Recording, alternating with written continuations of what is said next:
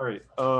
Those problems that you picked up yesterday, I just want to go over these so you can see how things will work out for the lab. And then there's like a lab activity that you can do that's the same kind of thing about figuring out if neutralization takes place, if you have excess or limiting reactant or something, using a phenolphthalein indicator, which we haven't used yet as a like acid-base indicator. Uh, I'll show you how that lab works in just a minute or so. So anyway, in the problems, they're in the bottom of the folder for the work for this week. You should be able to write dissociation reactions or acid-base reactions. So HBr and LiOH, oops, HBr, that's hydrobromic acid and lithium hydroxide. Oh, lithium hydroxide is an interesting chemical. It's a base, but it also will react with carbon dioxide. And it's been used in the space program to absorb carbon dioxide that's exhaled by people. In fact, if you've seen the movie Apollo 13, there's a scene where there's like 3 people on board and they're like the carbon dioxide levels going up and they got to figure out the problem. Like, why is it happening? And they're like, oh, because it's supposed to be the carbon dioxide scrubber for the LEM, which only has 2 people, but now there's 3 people. So lithium hydroxide will react with carbon dioxide and make lithium carbonate and water. So it turns out that the water that the astronauts are able to drink is one of the waste products of the reaction lithium hydroxide and carbon dioxide. So lithium hydroxide reduces the carbon dioxide concentration inside the spacecraft, and then it provides liquid water for drinking, for consumption. So you don't have to take as much water with you. You kind of make water from the carbon dioxide you breathe and the lithium hydroxide in the canister. But anyway, hydrobromic acid and lithium hydroxide. Hydrogen goes with the hydroxide to make water, and then the lithium goes with bromine to make lithium bromide. Lithium is a group 1 element, and bromine is a group 16 or 17 element. So lithium has a charge of 1 and bromine has a charge of 1. So it's just LiBr. And that's a balanced chemical equation. And in this equation, for every 1 hydrobromic acid, you need 1 lithium hydroxide.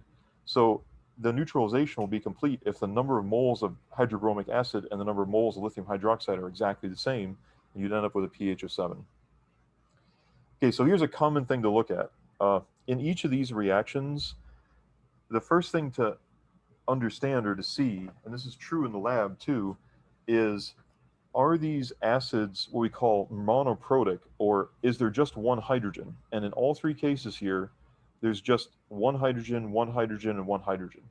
So much like the reaction with hydrobromic acid, where there's 1 hydrogen, there's only 1 in front, if the base has only 1 hydroxide, like in sodium hydroxide and lithium hydroxide, there's only 1 OH, it turns out that all of the acid-base reactions for 2 A, B, and C, as long as the number of moles of the acid and the moles of the base are the same, you'd end up with a pH of 7, it'd be neutral.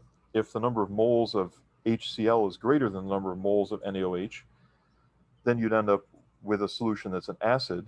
And if the number of moles of NaOH is greater than the number of moles of hydrogen, you'd end up with a pH that's greater than 7. So the easy thing to do here is to figure out how many moles. Moles is the most important thing to know about for quantities in chemistry. The volume and the molarity help you figure out moles. Or if you have a mass, you got to convert it into moles. So molar quantities help you relate relative amounts. And all the time, molarity, or the number of moles, well, I'll write it like this. Molarity is the number of moles divided by the volume. So the number of moles is just equal to the molarity times the volume. So in this case, we have 10th molar times 25 milliliters. That's 0.025 liters is 0.0025 mole of HCl. But then for the NaOH, see, the concentration is twice as great, but we have less of it. The number of moles of NaOH is 0.2 molar times 0.020 liters, so that's 0.04 moles. There's 0.004 moles. Sorry about that. 0.004 moles. So you have 0.0025 moles of HCl, but 0.004 moles of NaOH. As reactants, there's more sodium hydroxide than there is hydrochloric acid. And because there is a greater quantity of sodium hydroxide in moles than there is the number of moles of hydrochloric acid, as a result of mixing these two things together, you expect it to be basic. You expect there to be more sodium or more hydroxides left over. So you'd have a pH that's greater than 7. In this case, like you can do it real simply. If you multiply the number of, or the molarity by the number of milliliters, this will be 0.003 moles of hydrogen bromide, hydrobromic acid, and 10 milliliters of 0.3 molar is also 0.003 mole. So this has 3 times the concentration, but there's 1/3 as much. Therefore, you've got the same quantity of hydrogen as you have hydroxide, and you'd expect this to end up with a pH of 7. In the case of half molar hydrochloric acid, 50 milliliters, that's going to be 0.025. Let's see, half of 0.05. 0.05 divided by 2. Yeah, 0.025 mole of HCl. But then here you've got the same volume, but a lower concentration. So a lower concentration, but the same volume is going to be fewer moles, 0.0225 mole of lithium hydroxide. So because there's a greater quantity of hydrochloric acid reacting than the quantity of lithium hydroxide, there's going to be some hydrogen left over, and you expect the pH to be less than 7. pH less than 7. You know, greater than less than signs work. You learn about the alligator, you know, the greater sign. You know what I'm talking about? Did your elementary teacher tell you about that? Yeah, it's like an alligator's mouth. It always eats the bigger thing. If you don't know that, then you missed out on all the great parts about greater than less than signs. So in this example, because this will show up in the lab too, now you've got calcium hydroxide and hydrochloric acid.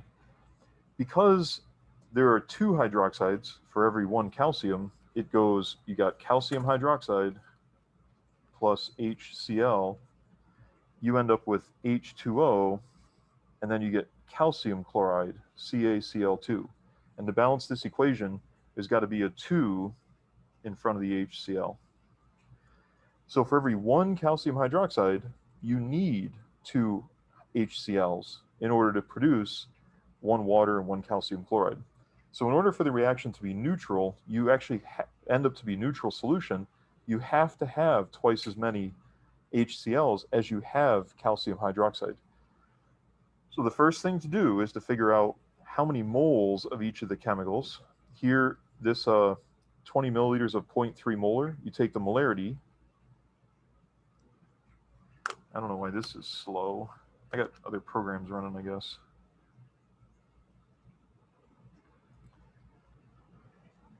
No, I don't. All right.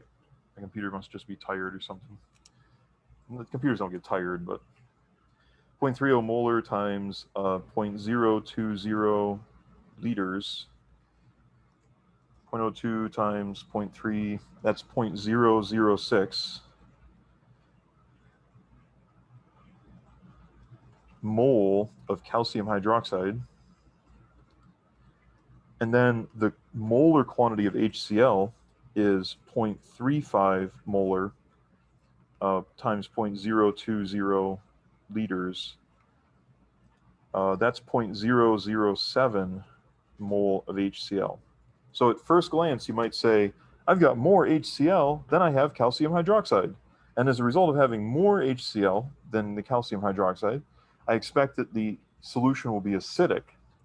Except you can't quite do that, because in the reaction, you've got to have twice as many HCl's as you have calcium hydroxide in order for the solution to end up to be neutral in the end. And it turns out that this quantity is not double of 0.006. You would need more HCl. So in other words, in order to neutralize this 0.006 moles of calcium hydroxide,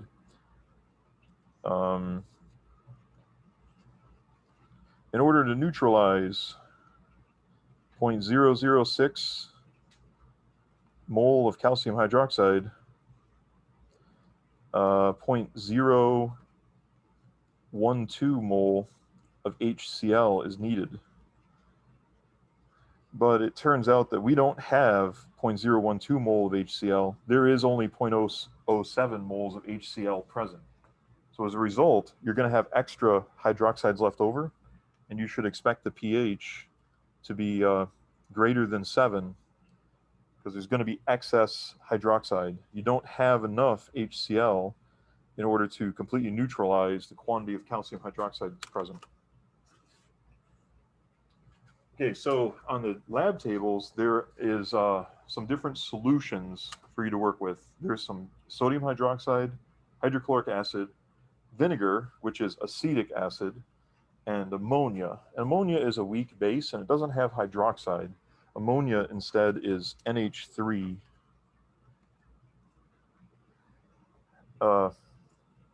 So it's a molecular compound, and despite the fact that it has hydrogen in it, it acts as a base.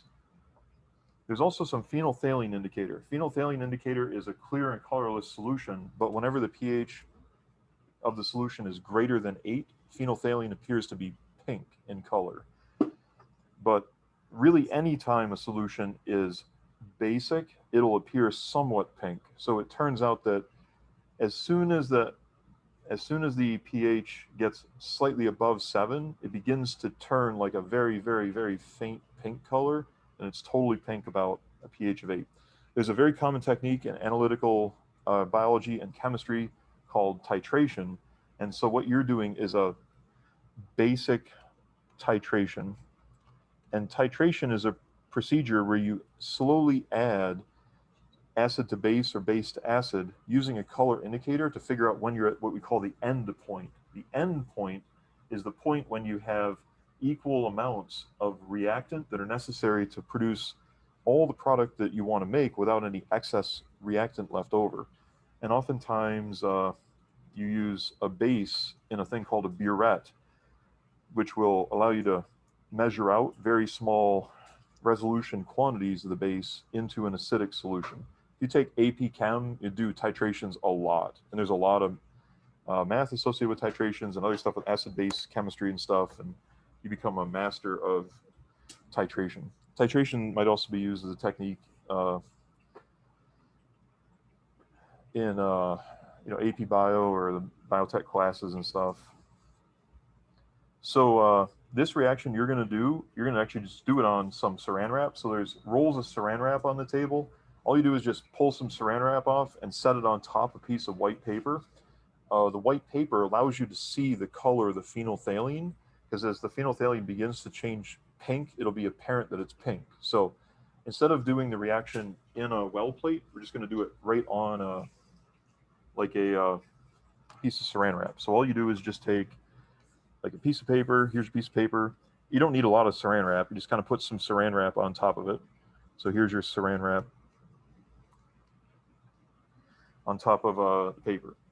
And then it turns out that water has a pretty high surface tension, so you don't have to do it in a well plate, but the first thing says put 4 drops of HCl in a spot. So you just kind of have like a little drop of HCl, and then if you add some phenolphthalein indicator to it, like 1 drop of phenolphthalein, the phenolphthalein will remain colorless whenever it's in a presence of an acid. And then slowly add sodium hydroxide. And as you add sodium hydroxide onto that little puddle, stir it around. There's little toothpicks that you can use to stir the solution. You'll notice that wherever you drop the sodium hydroxide, so if you take a little bit of sodium hydroxide and you drop it like in one side of that mixed hydrochloric acid phenolphthalein, it might change pink in that one little location because you have a stronger concentration of hydroxide than HCl, but then stir it around, like use the toothpick itself and stir that thing up. And as you stir it up, you'll find out what the final solution concentration is. In the end, count the number of drops of sodium hydroxide that you add to HCl. And it turns out that if you added like 4 drops of sodium hydroxide with the 4 drops of HCl, and you reach the end point where it's pink, then the concentrations are about the same. But if you needed way more sodium hydroxide than hydrochloric acid, it must mean that the sodium hydroxide has a smaller concentration than the HCl. On the other hand, if it only takes 1 or 2 drops of sodium hydroxide, then the sodium hydroxide must have had a higher concentration than the HCl. So how we analytically determine what the concentration of a solution is if it's unknown is by reacting an acid or a base with its conjugate with another acid or base, and look to see when we end up with a neutral solution. Repeat that process just to get another piece of data, and then in step 5, do another one where you got hydrochloric acid and ammonia. The ammonia is a little bit smelly, so just have to do 1 trial. And then in the last part where you're going to use vinegar, the vinegar is in a bottle, so just dispense some vinegar into, there's a little beaker with a little pipette in order to like dispense the vinegar onto your surface. Never ever, a thing you never do in the lab is, like, if this is a bottle and it's full of vinegar, we never stick a pipette like into the solution of vinegar. And that's because anything that's on the pipette can contaminate your good solution. So instead of doing that, you dispense only the starting solution, like vinegar, into a little beaker, and then you can use a pipette from the beaker, and you preserve the purity of the vinegar. We don't use the vinegar for eating and drinking purposes, but we also don't want it contaminated, because if anything's on the end of a pipette, you put it in the vinegar, and then you've contaminated the original solution. So we always dispense from containers and never put stuff into containers unless they're dispensing containers themselves. Like, for instance, a dropper bottle with an eyedropper in the top is designed to be a dispensing container, because that eyedropper belongs to that solution. Like, that's in there, and we don't consider that to be contaminated. So long as you start with a eyedropper bottle and eyedropper that is non-contaminated, put the solution in it, then you can dispense from it. But if it's just a bottle of vinegar, you don't stick stuff in it. You should generally not do that either. Like if you're cooking and you need some more sugar for something, you shouldn't take like a spoon that has cookie dough on it and use that to scoop some sugar out of a sugar container. That's disgusting, because then you get the cookie dough in it, you know? Or like, hate when it's like chips and dip. People like break the chips off and there's chips crumbs in the dip. You know what I mean? Get the dip all contaminated. That's disgusting. That's gross. So, I mean, if it's your own little puddle of dip, it's one thing. But when everybody's sticking their chips in, especially if they double dip, not like you double dip your chips.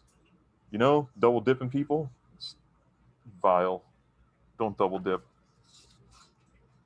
All right, so all the stuff's on the lab table. We need goggles. I'll get the goggles down, especially because working with strong bases or bad deals.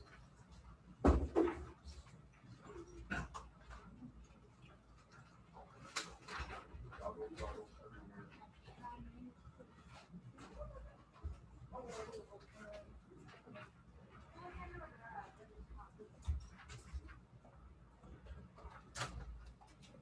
And if you're remote, we're gonna make the video during.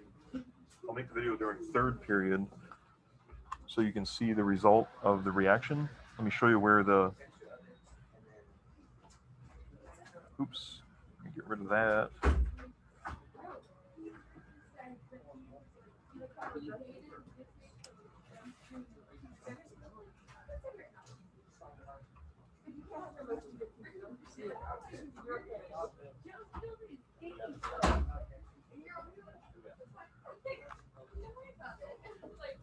Okay, in materials, and then, well, it's on the right-hand side where it says ranking acids and bases lab, but it's also in the folder for the week.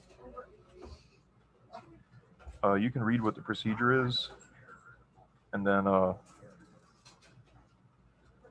during 3rd period, I have students working in another lab, and I'll be able to make a video during that period of the procedure. So anyway, it was on the right-hand side in the upcoming, but you can also get to it here through the course, and I'll put the video right here in with the lab, and also put it in the updates so you can see the lab experiment and how things look as a result of the reactions. So here's the lab you can read, small scale titration lab.